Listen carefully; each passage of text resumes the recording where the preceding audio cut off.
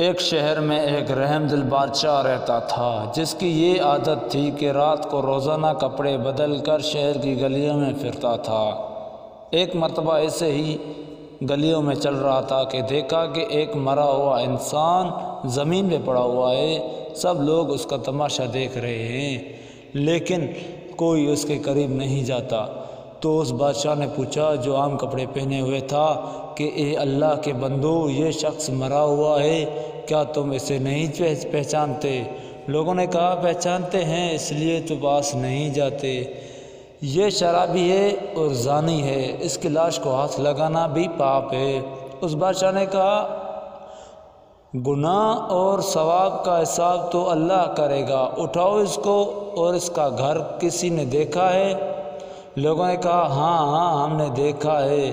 اس لاش کو اٹھا کے اس کے گھر لے کے گئے۔ اس گھر میں اس کی بیوی تھی۔ اس نے جیسے ہی اپنے خاوند کی لاش دیکھی تو زاروں قطار رونے لگی اور رو رو کے کہنے لگی میں نے اپنی پوری زندگی میں ایسا عظیم انسان، ایسا نیک انسان نہیں دیکھا۔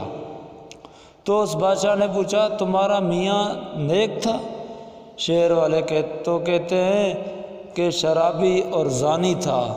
اس کی بیوی نے رو کے کہا میرا شوہر صبح سے لے کر شام تک محنت کر کے کماتا تھا، جب رات ہوتی تھی تو وہ شراب کھانے جاتا تھا اور شراب لے کے گندے نالے میں پھینک دیتا تھا اور کہتا تھا میں نے مسلمانوں کے کندھوں سے، نوجوانوں کے سروں سے گناہ کا تھوڑا سا بوجھ کم کر دیا۔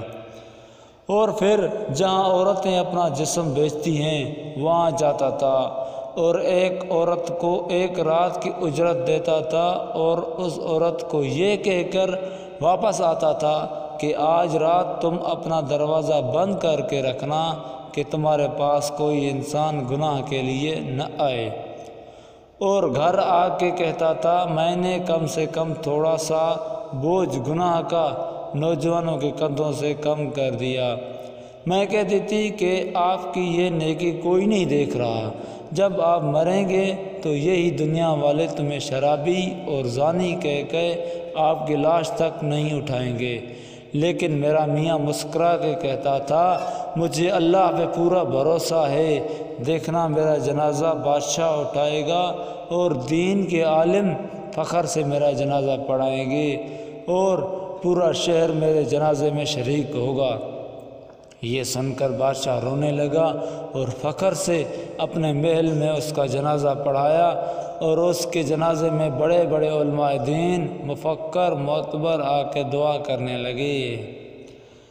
امام علی علیہ السلام نے فرمایا کسی کی برائی کو تصدیق کیے بغیر برا کہنا اللہ کو پسند نہیں، چاہے وہ کتنا بھی بڑا عابد، زاہد یا متقی ہو۔